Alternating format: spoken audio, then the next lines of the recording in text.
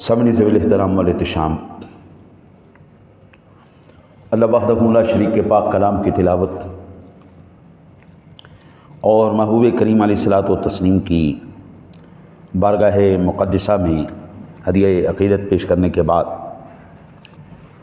سب سے پہلے دعا گو ہوں اللہ اپنے حبیب کریم علیہ الصلاۃ والتسلیم کا صدقہ حق اور سچ کہنے کی توفیق عطا فرمائے اور جملہ نفسانی شیطانی خواہشات حملوں سے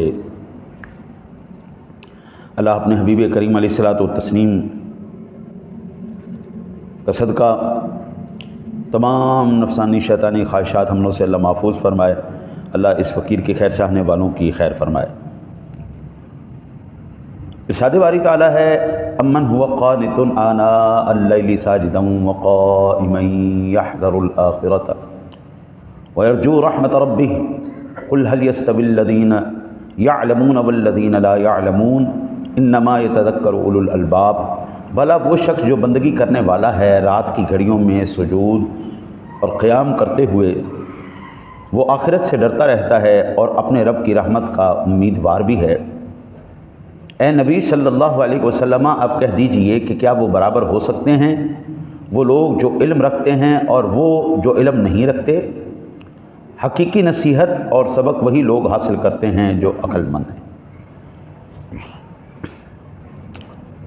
یہ سورہ زمر کی آیت نمبر 9 ہے، 23واں پارہ 15 رکوع اور سورت کا پہلا رکوع ہے۔ اس ضمن میں انشاءاللہ تعالی العزیز آج میں آپ کے سامنے رئیس الفقہاء امام الائمہ سراج الامہ رئیس الفقہاء والمجتہدین سید الاولیاء والمحدثین امام اعظم ابو حنیفہ رضی اللہ تعالی عنہ کے حالات زندگی کے بارے میں، آپ کی شخصیت کے بارے میں آج میں عرض کروں گا۔ سب سے پہلے چونکہ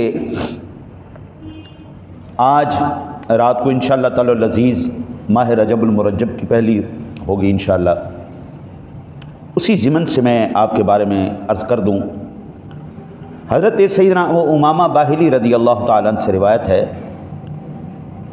کہ سرکار کائنات نے فرمایا خمس لیال لا ترد فیہن الدعوہ، اول لیلۃ من رجب ولیلۃ النصف من شعبان ولیلۃ الجمعہ ولیلۃ الفطر ولیلۃ النحر۔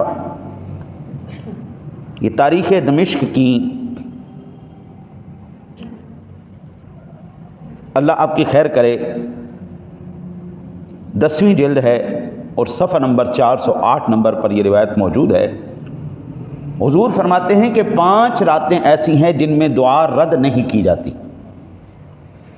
پہلی رات رجب کی پہلی رات یعنی آج انشاءاللہ تعالی العزیز مغرب کے بعد شروع ہوگی۔ دوسری کریم آقا جی علیہ الصلوۃ والسلام نے ارشاد فرمایا شعبان المعظم کی 15ویں شب۔ تیسرا شب جمعہ یہ جو گزر چکی ہے جسے ہم عرف عام میں جمعرات کی رات کہتے ہیں۔ چوتھی شب عید الفطر عیدین کی رات جس کو ہم عام عرف عام میں چاند کی رات کہتے ہیں، چاند رات کہتے ہیں۔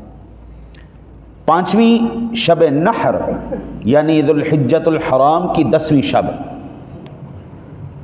لہٰذا دیگر اوقات کی طرح ماہ رجب المرجب کی پہلی رات میں بھی دعا سے غفلت نہیں کرنی چاہیے۔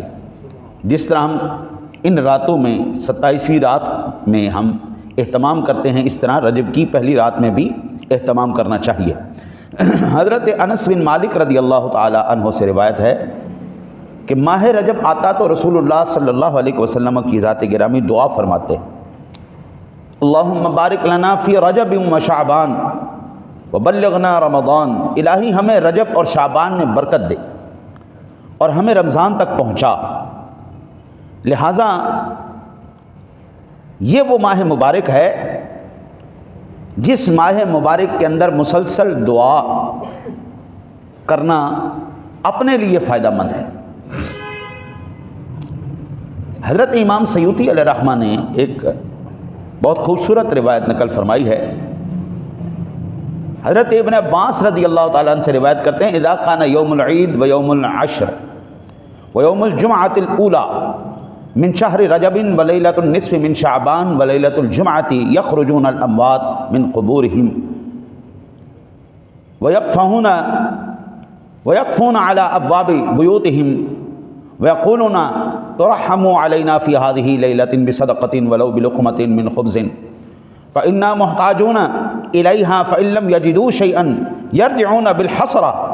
جب عید کا دن 10 محرم کا دن ماہ رجب المرجب کا پہلا جمعہ 15 شعبان اور جمعے کی رات آتی ہے تو مردے یعنی روحیں اپنی قبروں سے نکل کر اپنے گھروں کے دروازوں پر کھڑے ہو جاتے ہیں اور کہتے ہیں کہ ہماری طرف سے اس رات صدقہ کر کے ہم پر رحم کرو، ہماری طرف سے اس رات صدقہ کر کے ہم پر رحم کرو، اگرچہ روٹی کا ایک لقمہ ہی صحیح، کیونکہ ہم اس کے حاجت مند ہیں. اگر وہ اپنے گھر والوں کی طرف سے کچھ صدقہ نہ پائیں تو بڑی حسرت کے ساتھ واپس لوٹ جاتے ہیں. اس روایت سے یہ بات بھی پتہ چلتی ہے کہ روحیں جمعرات کی رات اور ان مقدس راتوں میں ہمارے گھروں میں آتی ہیں. اور یہ الدرر الحسان کے صفحہ نمبر 15 اور 16 پر یہ روایت موجود ہے. حضرت ابن عباس رضی اللہ تعالی عنہ سے یہ روایت منقول ہے.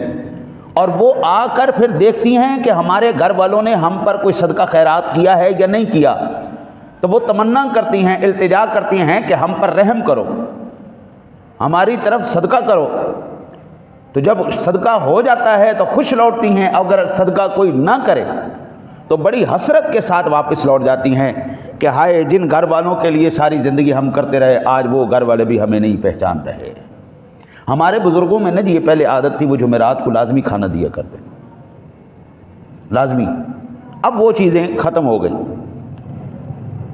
یہ چونکہ ماہ مقدس شروع ہو رہا تھا اس لیے میں نے کہا اس کے بارے میں چند میں آپ کے سامنے عرض کر دوں. سامعین ذوی الاحترام والاحتشام، سیدنا امام اعظم ابو حنیفہ کا نام عرب و عجم میں کسی تعارف کا محتاج نہیں. مسلمانان عالم کو کم و بیش 1350 سال سے سیدنا امام اعظم ابو حنیفہ کے اجتہاد اور استنباط سے اخذ کردہ اصول و ضوابط اور مسائل شرعیہ سے استفادہ کر رہے ہیں، اور دنیا کے کونے کونے میں موجود کروڑ ہاں کروڑ مسلمان آپ سے منسوب فقہ حنفی سے تعلق رکھتے ہیں. آپ کی شان اتحاد، پیچیدہ اور دقیق فقہی نکات سے آگاہی، وسعت علم اور تفقہ فی الدین کا شعور اپنی مثال آپ ہے. آپ کا پورا اسم گرامی نعمان بن ثابت بن نعمان بن مرزبان ہے. آپ کی ولادت 80 ہجری میں ہوئی. ہم امام اعظم کو مانتے ہیں نا جی، تو ایسے نہیں مانتے. امام اعظم کی ہم تقلید کرتے ہیں تو ایسے نہیں کرتے کہ ہمیں منہ چک کے کسی دے پیچھے بھی ٹور پہ، ایسے نہیں. آج آپ اندازہ فرمائیں گے کہ حضرت امام اعظم ابو حنیفہ کے پیچھے اگر ہم چل رہے ہیں تو اس کی وجوہات کیا ہیں. آپ کے آباء و اجداد کا تعلق کابل افغانستان کے ایک مشہور اور معزز خاندان سے تھا. تاریخ بغداد باب نون کے اندر 7239 نمبر روایت پر یہ بات موجود ہے. کتب تاریخ میں یہ موجود ہے کہ حضرت امام اعظم ابو حنیفہ کے دادا جان نعمان بن مرزبان آپ کے والد حضرت ثابت بن نعمان کو لے کر حضرت سیدنا علی المرتضیٰ شیر خدا کرم اللہ وجہہ الکریم کی بارگاہ میں حاضر ہوئے تو حضرت نے ان کے اور ان کے آنے والی نسل کے حق میں برکت کی دعا فرمائی. یہ بھی تاریخ بغداد کی 15ویں جلد کے اندر یہ بات موجود ہے. حضرت امام اعظم کو جو فیض مل رہا ہے وہ کہاں سے مل رہا ہے؟ حضرت علی المرتضیٰ شیر خدا سے مل رہا ہے. یہ حضرت علی المرتضیٰ شیر خدا کی دعا کا اثر ہے کہ آج تک نعمان بن ثابت کا نام زندہ ہے. حضرت امام اعظم اپنے اسم گرامی کی بنسبت اپنی کنیت سے زیادہ مشہور ہوئے. آپ کی کنیت ابو حنیفہ ہے، اور آپ کو ابو حنیفہ کیوں کہا جاتا ہے؟ اس کی مختلف وجوہات بیان کی جاتی ہیں۔ ایک وجہ یہ ہے کہ اہل عرب دوات کو حنیفہ کہتے ہیں، چونکہ کوفہ کی جامع مسجد میں وقف کی 400 دواتیں طلباء کے لیے ہمیشہ وقف رہتی تھی۔ امام اعظم کا حلقہ درس وسیع ہونے کے سبب آپ کے ہر شاگرد کے پاس علیحدہ علیحدہ دوات رہتی تھی، لہٰذا آپ کو ابو حنیفہ کہا گیا۔ ایک وجہ یہ ہے ابو حنیفہ کہنے کی۔ دوسری وجہ یہ ہے کہ آپ ادیان باطلہ سے اعراض کر کے پوری شدت سے دین ملت حنیف کی طرف مائل و قائم رہے اور کثرت سے اللہ تعالیٰ کی عبادت کرتے رہے، اس لیے آپ کو ابو حنیفہ کہا گیا۔ سوانح امام اعظم ابو حنیفہ اور حضرت امام اعظم ابو حنیفہ رضی اللہ تعالی عنہ کی شان و عظمت کے بارے میں حضرت سیدنا ابو ہریرہ رضی اللہ تعالیٰ عنہ سے روایت ہے کہ میرے آقا نبی اکرم نور مجسم قائد المرسلین صلی اللہ تعالیٰ علیہ وسلم نے ارشاد فرمایا لو کان دین عند الثریا لذهب به رجل من فارس، یا فرمایا من ابناء فارس حتی یتناولہ، اگر دین ثریا ستارے پر بھی ہو تو فارس سے تعلق رکھنے والا ایک شخص اس کو ضرور پالے گا۔ امام جلال الدین سیوطی علیہ رحمہ نے اسی مضمون کی متعدد احادیث مبارکہ نقل کرنے کے بعد یہ تحریر فرماتے ہیں کہ میرے آقا نبی اکرم صلی اللہ علیہ وسلم نے ان روایات میں امام ابو حنیفہ کے بارے میں بشارت دی ہے، اور یہ احادیث بشارت اور فضیلت کے باب میں ایسی واضح ہیں کہ ان پر مکمل اعتماد کیا جا سکتا ہے۔ حضرت میرے نبی کی دعا کا نام ہے ابو حنیفہ، حضرت علی کی دعا کا نام ہے ابو حنیفہ، باب مدینۃ العلم دعا کر دیں، ہاں جی، اور مدینہ علم خود دعا فرما دیں، حضور کی زبان مبارک سے جس کے لیے دعا نکل جائے، حضرت علی کی زبان سے جس کے لیے دعا نکل جائے، قبلہ میں کہتا ہوں پھر رہتی دنیا تک اس کا نام زندہ رہے کیوں نہ رہے۔ حضرت امام ابو حنیفہ حلم اور بردباری، عفو اور درگزر کے پیکر تھے۔ آپ نے کبھی کسی برے برتاؤ پر بدلہ نہیں لیا، نہ کسی کو گالی دی، نہ کبھی کسی پر ظلم کیا، لوگوں سے گفتگو کم کرتے، لڑائی جھگڑے سے ہمیشہ دور رہا کرتے۔ حضرت امام اعظم ابو حنیفہ نہایت سخی طبیعت کے مالک، اہل علم کی کفالت، ضرورت مندوں کی حاجت روائی اور آپ کے معمولات کا حصہ تھا۔ آپ کے جلیل القدر شاگرد امام ابو یوسف فرماتے ہیں کہ سیدنا امام اعظم ابو حنیفہ نے 10 سال تک میری اور میرے اہل و عیال کی کفالت فرمائی۔ آپ جب کسی کو کچھ عطا فرماتے اور جواباً وہ اس پر آپ کا شکریہ ادا کرتا تو فرماتے اللہ تعالیٰ کا شکریہ ادا کرو، کیونکہ یہ رزق اللہ تعالیٰ نے تمہارے لیے بھیجا ہے۔ آج تو بندہ جس سے جو کوئی کسی کو دے کہتا ہے جدو تک میری ساتھ نسلاں دی تسی جڑے تعریف نہ کرو جناب حق نہیں ادا کیتا ہوں۔ اب یہ آپ کہیں کہ جناب آپ جیسا ہے کوئی نہیں، آپ جیسا ہے کوئی نہیں، امام صاحب کہتے نہیں اللہ کا شکریہ ادا، یہ مالک نے تیری طرف بھیجا ہے۔ دروازہ یہ تھا، زہد و تقویٰ کا آپ کا عالم یہ تھا جناب۔ حضرت شقیق بلخی فرماتے ہیں کہ ایک بار سیدنا امام اعظم حنیفہ کہیں جا رہے تھے، وہ کہتے ہیں کہ آپ نے ایک شخص کو دیکھا کہ حضرت امام اعظم ابو حنیفہ سے وہ چھپ رہا ہے، آپ نے وہ محسوس کر لیا، آپ نے اس شخص کو بلایا، بھائی ادھر آؤ کیا بات ہے، آپ مجھ سے چھپ کیوں رہے؟ عرض کرنے لگا حضور بات یہ ہے کہ میں آپ کا مقروض ہوں، 10,000 درہم میں نے آپ جناب سے لیے ہوئے تھے، جو وقت میں نے آپ کو عرض کیا تھا کہ اس وقت تک دے دوں گا وہ وقت وہ گزرے، کافی عرصہ گزر گیا، میں آپ کو دے نہیں سکتا تھا، جس کی وجہ سے میں آپ سے چھپ رہا تھا، مجھے شرمندگی ہو رہی تھی آپ کے سامنے آتے ہوئے۔ امام اعظم ابو حنیفہ رحمۃ اللہ تعالیٰ علیہ فرمانے لگے اللہ کے بندے اس وجہ سے چھپ رہا تھا مجھ سے، جا میں نے اپنے سارا قرضہ تجھے معاف کیا۔ حضور ایسا تقویٰ کہاں ملتا ہے؟ آج جس نے کسی کا قرضہ دینا ہو بھائی 24 گھنٹے اس کے در پہ کھڑا ہوتا ہے، دروازے پہ لے آؤ بھائی لے آؤ، شاباش۔ حضرت شقیق بلخی فرماتے ہیں کہ اس واقعے میں نے جان لیا کہ یہ فی الحقیقت زہد و تقویٰ اور متقی شخص کی نشانی ہے۔ حضرت ایویں تو نہیں، 10,000 درہم آج بھی وہ معنی رکھتے ہیں، 10,000 درہم آج بھی معنی رکھتے ہیں۔ امام اعظم ابو حنیفہ کہ کاروباری شراکت دار حضرت سیدنا حفص بن عبد الرحمن فرماتے ہیں کہ ایک بار میں نے مال تجارت فروخت کیا اور بیچتے ہوئے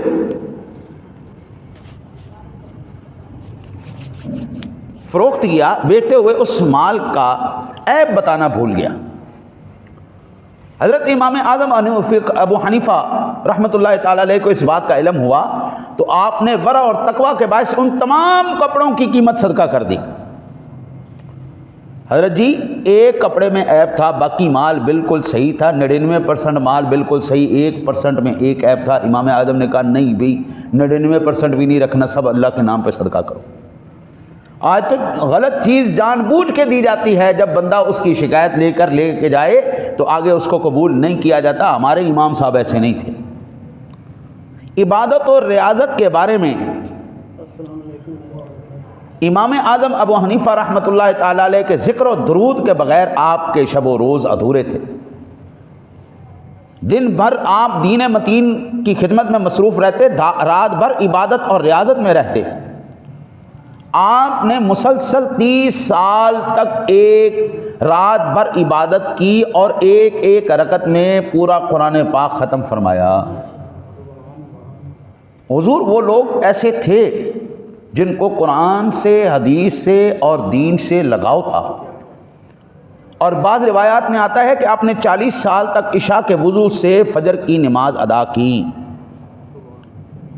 حضرت سیدنا امام اعظم ابو حنیفہ رات کو خوف الہی سے اس قدر روتے کہ ہمسائے آپ پر ترس کھاتے۔ جس جگہ امام اعظم ابو حنیفہ نے وفات پائی اس مقام پر آپ نے 7000 مرتبہ قرآن پاک کی تلاوت کی تھی۔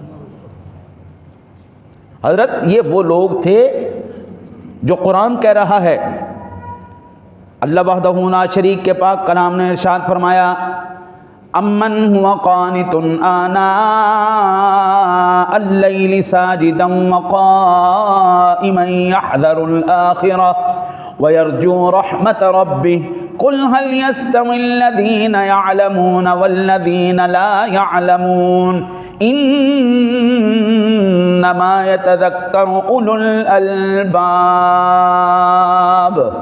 بھلا وہ شخص جو بندگی کرنے والا ہے رات کی گھڑیوں میں سجود و قیام کرتے ہوئے وہ آخرت سے ڈرتا رہتا ہے اور اپنے رب کی رحمت کا امیدوار بھی ہے۔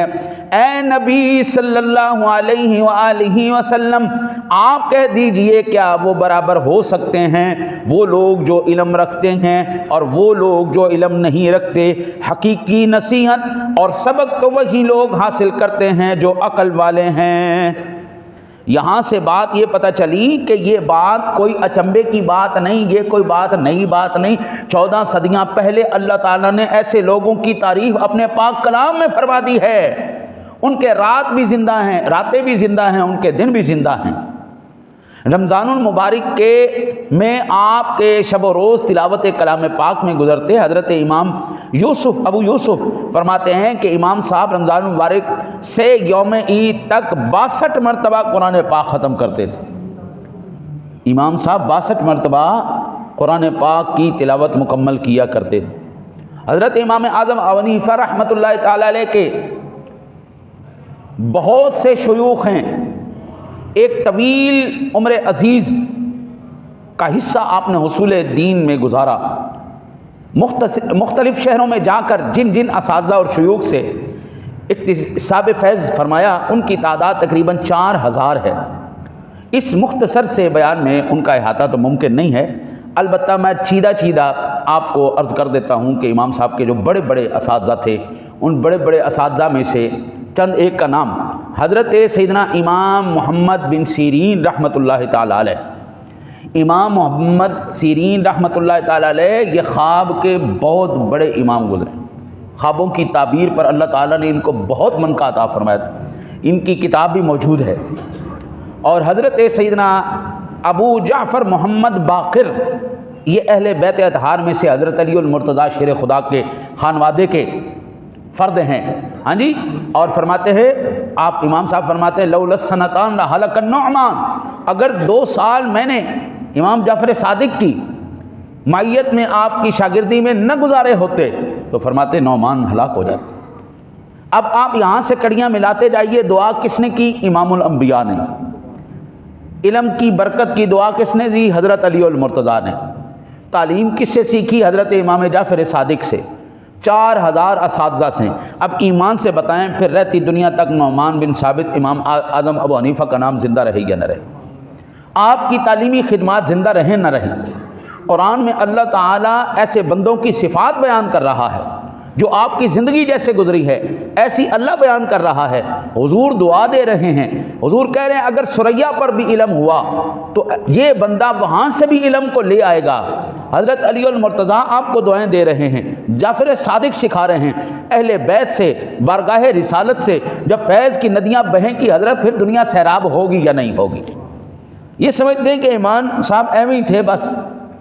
حضرت عمر بن دینار، حضرت عطا بن ابی رباح، حضرت نافع مولا عبداللہ بن عمر، حضرت امام حماد بن ابو سلیمان، حضرت قاسم بن عبد الرحمن بن عبداللہ بن مسعود، حضرت سماک بن حرب، حضرت امام ابن شہاب زہری، حضرت سیدنا محمد بن مقندر، حضرت ہشام بن عروہ بن زبیر، حضرت امام سلیمان اعمش، حضرت مسعر بن کدام، یہ تمام بڑے بڑے اجلہ ائمہ کرام ہیں. یہ علوم کے تھم ہیں جن سے حضرت امام اعظم ابو حنیفہ نے اکتساب فیض فرمایا. یہ آپ کے اساتذہ میں شامل ہے. حضرت امام اعظم ابو حنیفہ کا حلقہ درس سینکڑوں علماء اور محدثین نے آپ سے علمی استفادہ کر کے آپ سے شرف تلمذ پایا. آپ کے چند مشہور تلامذہ شاگردوں کے اسماء گرامیاں یہ ہیں: امام قاضی ابو یوسف، یہ وہ نام ہیں جنہوں نے اپنے استاد کا نام پوری دنیا میں مشہور کروایا. حضرت امام قاضی ابو یوسف، امام محمد بن حسن شیبانی، امام ظفر بن حصیل، امام داؤد طائی، امام حماد بن ابی حنیفہ، سیدنا عبداللہ بن مبارک، حضرت امام یحییٰ بن زکریا کوفی، حضرت امام وکی بن جراح، حضرت امام یحییٰ بن سعید قطان اور دیگر بے شمار ایسے تلامذہ ہیں آپ کے جناب جنہوں نے ایسا نام پیدا کیا ہے آج تک جناب اہل علم ان کو سلوٹ مارتے ہیں کہ یہ وہ واقعتاً ایسے افراد تھے، امام اعظم ابو حنیفہ کے شاگرد تھے جنہوں نے دین کی خدمت کی ہے. حضرت امام اعظم ابو حنیفہ رحمۃ اللہ تعالی علیہ کو ہم ایسے نہیں مانتے. حضرت امام اعظم ابو حنیفہ کو ہم کیوں مانتے ہیں؟ یہ ڈائریکٹ صحابہ کرام کے شاگرد ہیں. حضرت امام صاحب اب ایک سادہ سی بات ہے کہ بلا ایک علم وہ ہے جو ڈائریکٹ رسول اللہ صلی اللہ علیہ وسلم نے صحابہ کو سکھایا اور صحابہ نے آگے اپنے شاگردوں کو سکھایا. ایک وہ بندہ ہے جس نے 150 سال کے بعد حضور کے ظاہری وصال کے 200 سال کے بعد وہ آ رہا ہے اور بندہ کہے جی نہیں میں نے اس بندے سے تو نہیں سیکھنا جس نے ڈائریکٹ صحابہ سے سیکھا ہے، میں اس کا دامن نہیں پکڑوں گا، میں تو اس کا پکڑوں گا جناب جو 150-200 سال بعد آ رہا ہے. عقل کا تقاضا ہے؟ عقل کا تقاضا ہی نہیں ہے یار. حضرت امام اعظم ابو حنیفہ تابعین میں آپ کا شمار ہے اور فضیلت روزے روشن کی طرح واضح ہے. آپ نے جن صحابہ کرام سے روایت لی، سادہ لفظوں میں جن صحابہ سے پڑھا، ان میں سب سے بڑا نام حضرت انس بن مالک رضی اللہ تعالی عنہ کا ہے. حضرت سیدنا عبداللہ بن انیس رضی اللہ تعالی عنہ یہ بھی صحابی رسول ہیں، آپ نے ان سے پڑھا ہے. حضرت سیدنا عبداللہ بن حارث بن جزیر زبیدی اس سے آپ نے پڑھا ہے. حضرت سیدنا عبداللہ بن ابی اوفا رضی اللہ تعالیٰ عنہ یہ بھی صحابی رسول ہیں، آپ نے ان سے پڑھا ہے. حضرت سیدنا واصلہ بن اسقع رضی اللہ تعالیٰ عنہ یہ بھی صحابی رسول ہیں، آپ نے ان سے پڑھا ہے. حضرت سیدہ عائشہ بنت عجرد رضی اللہ تعالیٰ عنہم ان سے آپ نے اکتساب فیض کیا ہے. حضرت ایمان سے بتائیں اب ہم یہ کیوں امام اعظم کا دامن چھوڑ دیں؟ ایک واسطے کے بعد حضور تک ان کا جو سند پہنچ رہی ہے، ایک واسطے کے بعد حضرت انس سے سیکھا، آپ سیدھا حضور سے اکتساب فیض. حضور نے حضرت انس کو سکھایا، حضرت انس نے امام اعظم کو سکھایا. حضور نے حضرت عبداللہ بن حارث کو سکھایا، آپ نے سیدھا امام اعظم کو سکھایا. حضور نے حضرت سیدنا عبداللہ بن انیس کو سکھایا، آپ نے حضور کو سکھایا.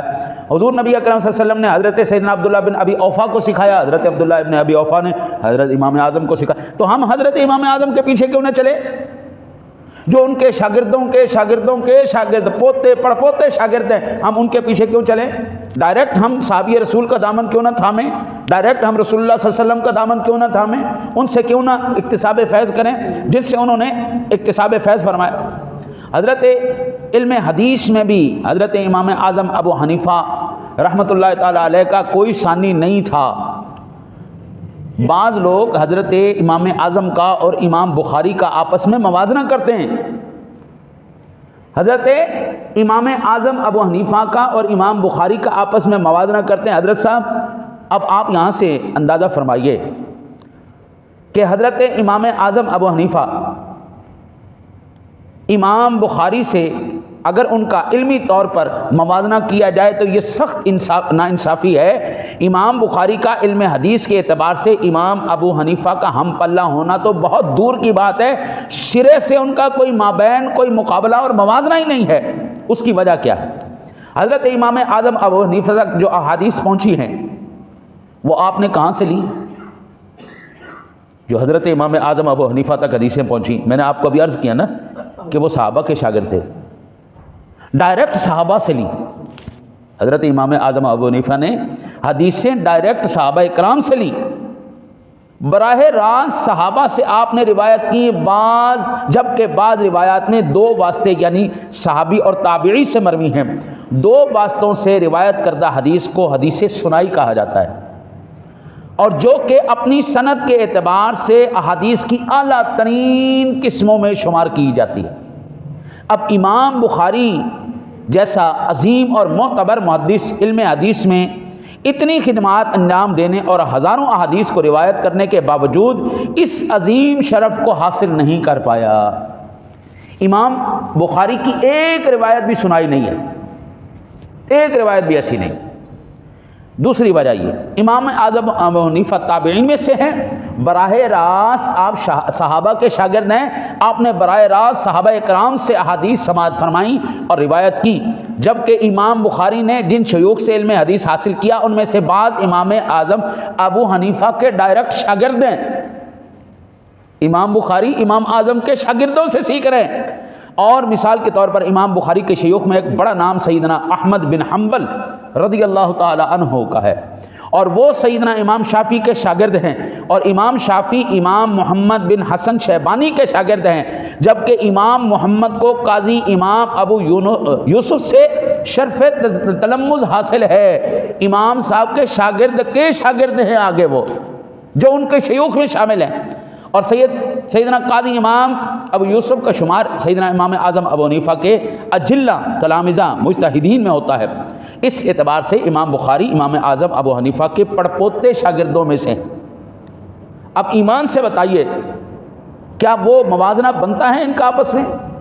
یہ ایک خاص مکتبہ فکر ہے جس کو ایک خاص وہ علم کے ایک خاص شعبے سے یا خاص باب سے پیار ہے جی، اس کے علاوہ اب یہ بخاری تو کرتے ہیں، جب ہم عشق مصطفیٰ بخاری سے دکھائیں اس وقت پھر یہ ہاتھ کھڑے کر لیتے ہیں۔ نام بخاری تو بڑا کرتے، ہاں جی، میٹھا ہپ کوڑا تھو اپنی مرضی دا چک لیا تے جڑا اپنی مرضی دا نہ آیا وہ تھوک چھوڑیا۔ ایسے تو نہیں ہوتا نا جی۔ اگر آپ نے بخاری کو ماننا ہے تو پھر پورے طریقے سے بخاری کو مانو، جو عشق صحابہ اس میں بیان کیا گیا ہے پھر اس پر بھی عمل پیرا ہو جاؤ۔ ہم الحمدللہ اہل سنت و جماعت وہ ہیں جو حضور کے ہر عمل سے پیار کرتے ہیں، ہمیں حضور کی ہر ادا سے پیار ہے، حضور کے ہر صحابی سے پیار ہے۔ 3 واسطوں سے روایت کردہ صحیح بخاری کی ان احادیث کو حضرت امام بخاری نے جی جو ان کی سب سے اعلیٰ مرویات ہیں ان کی کل تعداد 22 ہے، جن میں سے 21 روایات ایسی ہیں جنہیں امام بخاری نے سیدنا امام اعظم ابو حنیفہ کے شاگردوں سے روایت کیا ہے، اور ان 3 واسطوں سے روایت کردہ صحیح بخاری کی ان احادیث کو محدثین کی اصطلاح میں ثلاثیات بخاری کہا جاتا ہے۔ امام بخاری نے یہ 22 ثلاثیات 5 راویوں سے روایت کی ہے، ان کے اسماء گرامی مکی بن ابراہیم، خلاد بن یحییٰ، محمد بن عبداللہ انصاری، ابو عاصم ضحاک بن خلد نبیل، عصام بن خالد، یہ 5 راوی امام بخاری کی اسانید عالیہ ثلاثیات کے شیوخ ہیں، جبکہ ان سے پہلے 4 راوی امام اعظم ابو حنیفہ کے شاگرد ہیں۔ اب ایمان سے بتائیں شاگرد میں اور استاد میں مقابلہ کروا کے بندہ خود ناانصافی نہیں کر رہا، ہاں جی، کہ پتر افضل ہو گیا ماں تو، ماں ہی ہوتی ہے، پیو ہی ہوتا ہے، استاد ہی ہوتا ہے، اولاد کا ماں باپ کے ساتھ کوئی موازنہ نہیں ہوتا۔ حضرت صاحب ماں کے پیروں میں جنت ہے تو وہ چاہے ماں ان پڑھ ہے تو چاہے پڑھی لکھی ہے، ماں کے پیروں میں جنت ہے، وہ فضیلت اس کی فضیلت ہے۔ بیٹا جتنا مرضی اونچی شانوں پر پہنچ جائے اس کی جنت پھر بھی وہی رہے گی، وہ جنت اس کی وہاں سے ختم نہیں ہو سکتی، وہاں سے ٹرانسفر ہو کے اس کے پیروں میں نہیں آ سکتی۔ باپ ہی رہے گا، ماں ہی رہے گی۔ ایمان سے بتائیں، میں ڈر کے یہ بات کر رہا ہوں، کبھی ہم نے امام الانبیاء علیہ الصلوۃ والسلام اور اماں جی آمنہ میں کبھی موازنہ کیا ہے؟ بنتا ہی نہیں جی۔ آپ کے والد گرامی حضرت عبداللہ میں موازنہ کیا؟ بنتا ہی نہیں جی۔ باپ ہوتا ہے، ماں ہوتی ہے، بیٹا ہوتا ہے۔ اب اس سے بڑی سند کون سی میں آپ کو پیش کروں کہ حضور سے بڑا اس کائنات میں کوئی نہیں۔ اللہ نے اپنے محبوب کو جو مقام اور عزت عطا فرمائی ہے، ایک عاشق بولا یا صاحب الجمال و یا سید البشر من وجهك المنیر لقد نور القمر لا يمكن الثناء كما كان حقه بعد از خدا۔ بزرگ تو ہی قصہ مختصر، اگر اس روئے زمین پر اللہ نے مخلوقات میں کسی کو بزرگ تر بنایا ہے تو وہ جناب محمد الرسول اللہ صلی اللہ علیہ وسلم۔ حضور سے بزرگ تر کسی کو نہیں بنایا گیا، لیکن ہم موازنہ وہاں پہ وہ شاگرد اور استاد کا موازنہ نہیں ہوتا، بیٹے اور ماں کا موازنہ نہیں ہوتا۔ اب صرف لا علمی کی بنا پر، علم حدیث میں حضرت امام اعظم ابو حنیفہ رحمۃ اللہ تعالیٰ علیہ کے بارے میں جو بزرگ محدثین کی رائے ہے میں آپ کو عرض کروں۔ مشہور محدث امام اسحاق بن کدام فرماتے ہیں کہ میں نے ابو حنیفہ کے ساتھ حدیث کی تحصیل کی، وہ ہم سب پر غالب رہے۔ حضرت سیدنا عبداللہ بن مبارک فرماتے ہیں کہ اگر مجھے امام اعظم ابو حنیفہ اور سفیان رحمۃ اللہ تعالی علیہما سے ملاقات کا شرف حاصل نہ ہوا ہوتا تو میں بدعتی ہو جاتا۔ پتہ چلا کہ یہ محدثین حضرت امام اعظم ابو حنیفہ کے بارے میں کیا رائے رکھتے ہیں۔ مشہور محدث حضرت سفیان بن عیینہ فرماتے ہیں کہ مجھے محدث بنانے والا سب سے پہلا شخص امام اعظم ابو حنیفہ۔ استاد المحدثین حضرت سیدنا امام ابو یوسف فرماتے ہیں کہ امام اعظم ابو حنیفہ حدیث صحیح کو مجھ سے زیادہ جانتے تھے۔ مشہور محدث حضرت حافظ محمد بن میمون فرماتے ہیں کہ میں امام صاحب کے زمانے میں ان سے بڑھ کر نہ کوئی عالم تھا، نہ کوئی پرہیزگار، نہ زہد و عارف میں، اور نہ کوئی فقیہ تھا۔ اللہ کی قسم مجھے 1,00,000 دینار اس قدر نہیں پاتے جس قدر میں ان سے حدیث شریف کو سن کر خوش ہوتا ہوں۔ بندے کہتے ہیں 1,00,000 دینار، کوئی بندہ کہ 1,00,000 دینار لے لو، اس طرف امام صاحب کا بیان سنو، تو کہتے ہیں میں امام صاحب کا بیان سنوں گا، وہ حدیث سنوں گا، مجھے اس سے زیادہ پیاری شے کوئی نہیں۔ یہ مشہور محدث، بے شمار محدثین ہیں جناب۔ اب میں آپ کو امام صاحب رحمۃ اللہ تعالیٰ علیہ کے آگے مزید جو کمالات ہیں وہ عرض کروں۔ حضرت سیدنا امام شافعی رحمۃ اللہ تعالیٰ علیہ، آپ نے امت کی فقہی ضروریات کا ذکر کرتے ہوئے ارشاد فرمایا فقہ اسلامی میں سب لوگ امام اعظم کے عیال اور شاگرد ہیں۔ حضرت 1350 سال گزر چکے ہیں، 1350 سال گزر چکے ہیں، امام اعظم ابو حنیفہ کی تعلیمات سے دنیا فیض یاب ہو رہی ہے۔ 1350 سال، یہ کیوں نہ فیض چلتا رہے؟ حضور ڈائریکٹ صحابہ سے جو یہ فیض آ رہا ہے، یہ صحابہ کا فیضان ہے، یہ حضرت علی کی دعا ہے، یہ میرے مصطفیٰ کی دعا ہے، یہ ان کا اثر ہے کہ آج تک ان کا فیضان چلا آ رہا ہے، اور انشاءاللہ روز قیامت تک امام صاحب کا فیضان چلتا رہے گا۔ حضرت عبداللہ بن مبارک سے پوچھا گیا کہ امام مالک زیادہ بڑے فقیہ ہیں یا امام اعظم ابو حنیفہ؟ آپ نے ارشاد فرمایا کہ امام اعظم ابو حنیفہ سب سے زیادہ متقی، پرہیزگار اور فقیہ آدمی تھے۔ حضرت فقہ کوئی معمولی چیز نہیں، فقہ کے مسائل کو سمجھنا، استنباط کرنا، یہ ہر کس و ناقص کی بات نہیں۔ میرے شیخ طریقت حضور سیدی والد گرامی رحمۃ اللہ تعالیٰ علیہ، آپ شیخ الفقہ والحدیث اور شیخ التفسیر کے نام سے علماء میں یاد کیے جاتے ہیں۔ حضرت علامہ ابو البدر محمد شمس الزمان قادری رحمۃ اللہ تعالیٰ علیہ، آپ نے 50 سال حدیث پاک پڑھائی ہے، اور بڑے بڑے علماء اس دور کے وہ یہ مانتے تھے وراثت کے علم میں اور فقہ میں شمس الزمان کا کوئی ثانی نہیں۔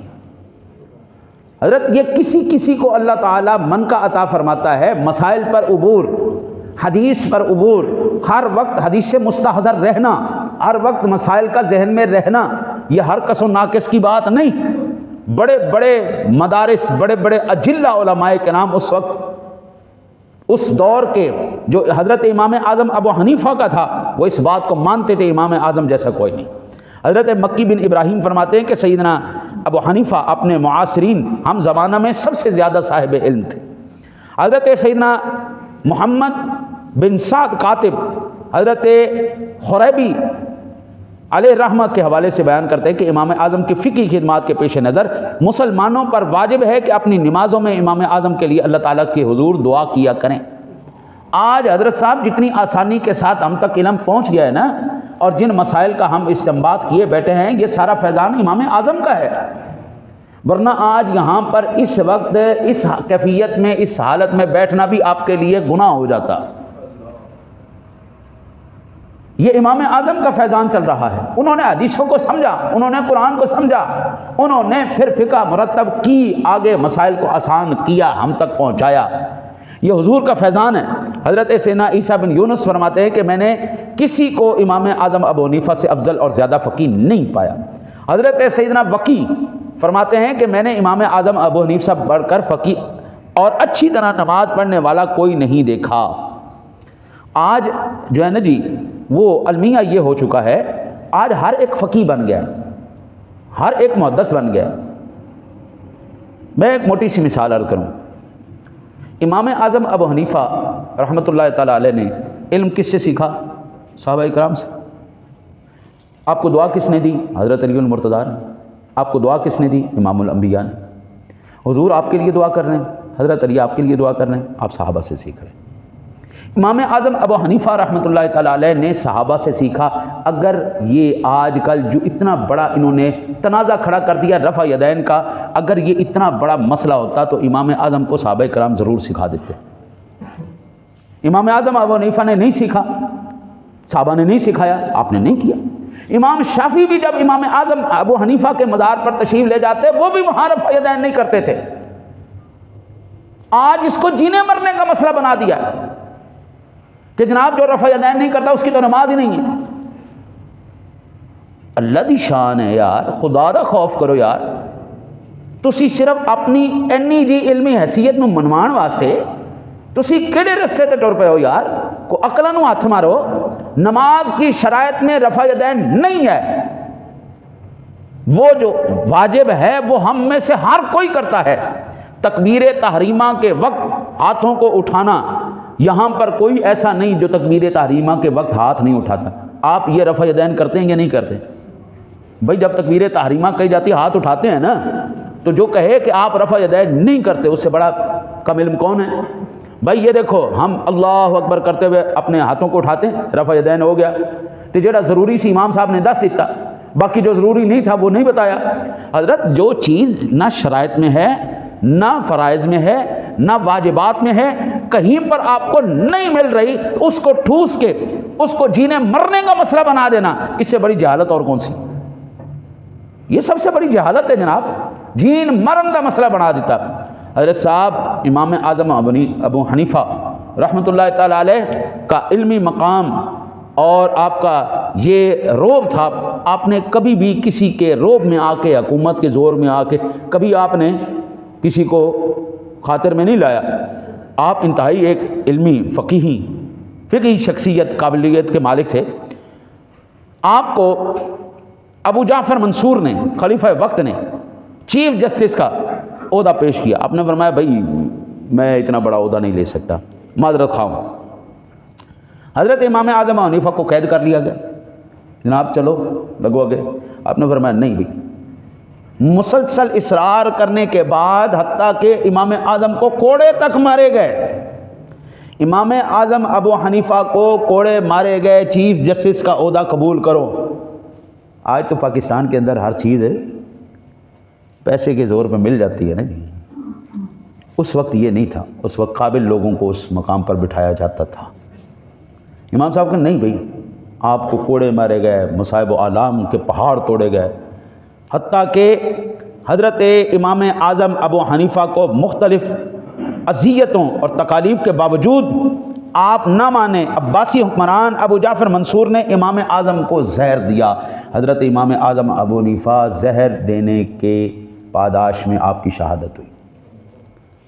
حضرت امام اعظم ابو حنیفہ کے اس وقت زمانے میں، اس وقت جس وقت کوئی میڈیا نہیں تھا، کوئی سوشل میڈیا نہیں تھا، کوئی اخبار پرنٹ میڈیا کوئی نہیں تھا، کوئی ذرائع ابلاغ کے لیے فون اور اس طرح کے معاملات نہیں تھے، آپ کے وصال کی شہادت کی خبر کوہرام مچ گیا جناب، اور آپ کے جنازے کے اندر 50,000 بندہ اس وقت آیا، 50,000 بندہ امام اعظم ابو حنیفہ، اور 6 مرتبہ آپ کی نماز جنازہ ادا کی۔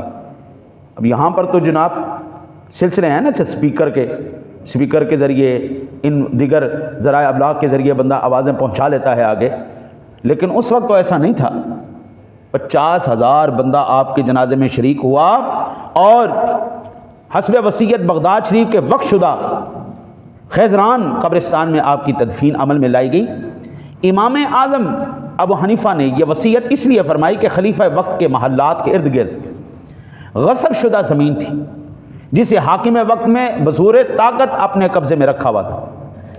امام اعظم ابو حنیفہ مرنے کے بعد بھی آپ نے یہ وصیت فرمائی، میری تدفین اس کے محل کے ارد گرد نہیں کرنی۔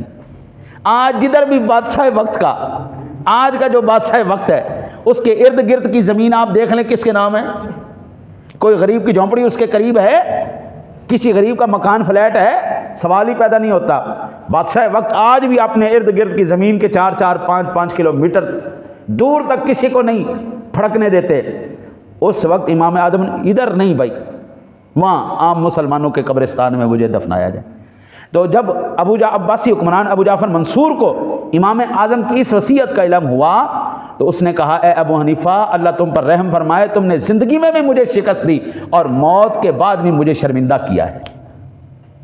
ہاں جی حضرات محترم، حضرت سیدنا شیخ عبد القادر جیلانی المعروف حضور سیدی غوث اعظم رضی اللہ تعالی ان کی بارگاہ میں جب خلیفہ وقت نے وہ پیش کیا نا جی اشرفیوں کا ایک تھیلا کہ جناب ہے پڑھو، آپ نے فرمایا لے جاؤ بھائی، لے جاؤ مجھے نہیں چاہیے۔ کہا نہیں حضرت یہ آپ کے لیے۔ آپ نے کیا کیا؟ ایسے پکڑ کے نا اس کو ایسے نچوڑا، سونے کی اشرفیاں ہیں، آپ اس تھیلی کو ایسے نچوڑنے، اور جیسے نچوڑا اس تھیلی میں سے خون رسنے لگ گیا، اس میں سے خون رس رہا ہے۔ آپ نے فرمایا غریبوں کی آہیں سسکیاں اور ان کے حق، ان کا خون لے کے آ کے مجھے پیش کر رہے ہو؟ غریبوں کا خون میں کھاؤں، میں پیوں؟ تمہارا دماغ ٹھیک ہے؟ وہ بھی خوف زدہ ہو گئے۔ حضرت آج امیر بننے کے لیے، ایک تو جس پر اللہ کا کرم ہے سو ہے، ورنہ امیر بننے کے لیے حضرت صاحب آج کل کے دور میں سوائے غریبوں کا حق کھانے سے، سوائے ایسے لوگ جن کا آپ بیواؤں کا حق کھا جاؤ، یتیموں کا حق کھا جاؤ، آپ غریبوں کا حق کھا جاؤ، یہ پیچھے سے لابھ ہے نا جی۔ تو آج ہمارا میڈیا بڑے بڑے نام ہیں جن کے گھروں سے ان سیلاب زدگان کے لیے جو خیمے اور کمبل آئے تھے ان کے گھروں سے وہ کمبل اور خیمے نکال رہے ہیں۔ امیر احمد نہیں بن جاتے نا، غریبوں کا حق کھانا پڑتا ہے، سسکیاں آہیں لینی پڑتی ہیں، اس کے بعد جا کے بندہ اس وقت اس دور میں امیر ہوتا ہے۔ ہمارے اسلاف نے ایسا کوئی کام نہیں کیا۔ حضرت اللہ سے دعا کرتے ہیں اللہ تعالیٰ اپنے حبیب کریم علیہ الصلوۃ والتسلیم کا صدقہ ہماری یہ نسبتیں قائم رکھے، ہمارے دلوں کے اندر کوئی ذرا سا بھی شک و شبہ نہیں ہے کہ ہمارے اسلاف نے جو خدمات سر انجام دی ہیں وہ بالکل صحیح انجام دی۔ امام اعظم ابو حنیفہ صحابہ کے شاگرد، صحابہ نے حضور سے سیکھا، اس لیے کوئی کسی قسم کی پریشان ہونے کی ضرورت نہیں۔ اللہ تعالیٰ سے دعا ہے اللہ تعالیٰ آپ کو مجھے حضور کے طریقے پر عمل کی توفیق نصیب فرمائے۔